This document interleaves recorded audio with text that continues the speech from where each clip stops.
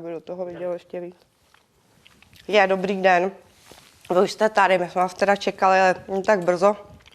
Já jsem Valerie, tohle je Vanda.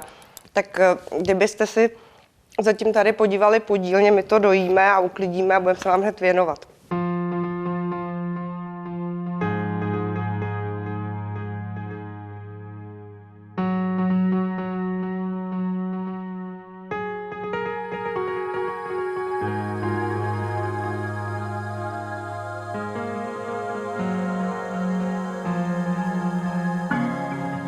S Valerií už tomu bude téměř, odhaduji 15 let, kdy se začala naše spolupráce, ale ty výtvarné kořeny nás obou sahají mnohem dál do minulosti, kdy vlastně už naši pradědové byli výtvarníkama, naši otcové studovali společnou výtvarnou školu a vlastně nám díky tomu jejich nápadu dát nás s Valerií na keramickou školu do Bechyně a vzhledem k tomu, že jsme stejný ročník, tak jsme se potkali ve třídě. Po škole jsme obě pár let hledali nějaký způsob, vlastně, jak se s tím vyrovnat, s tím řemeslem a s tím výtvarnem. A po nějaké době, po pár letech jsme se opět tedy sešli.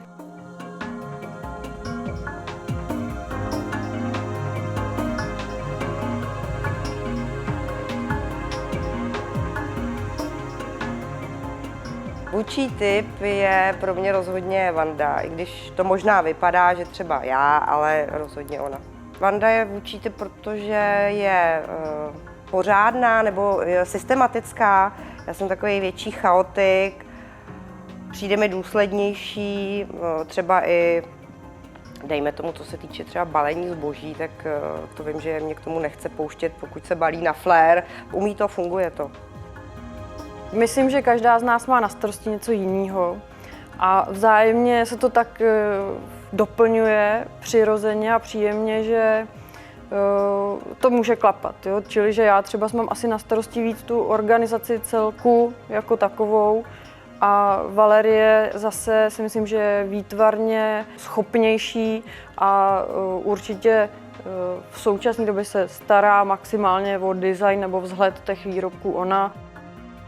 V podstatě jsme schopni udělat toho velkou škálu, velmi mnoho, od uměleckých činností, výtvarné činnosti, po užitek, hrnky, běžnou prostě keramickou klasiku, ale i do chucovadla, dekorace, všechno možné. Co je reálný v té keramice, co je možný, no samozřejmě má svoje hranice, něco už nejde.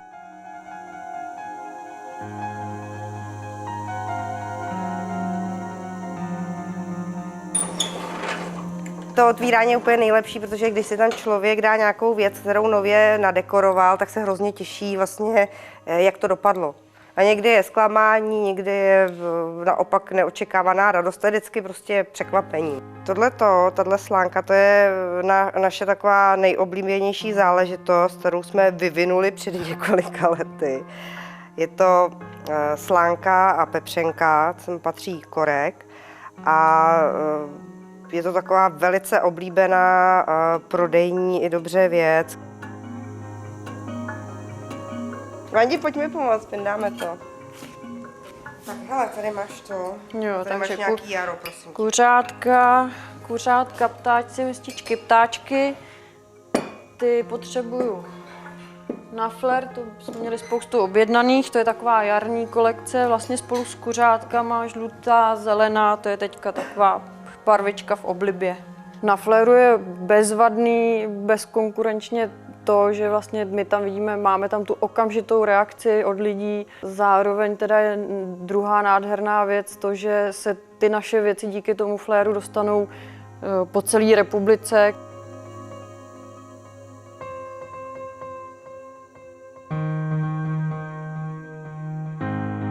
Svojí práci mám určitě nejradši kontakt s hlínou.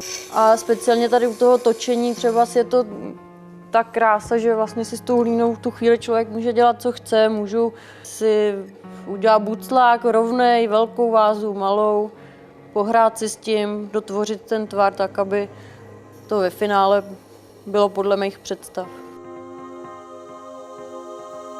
Baví mě samozřejmě ten proces jako každýho asi, když se to tvoří.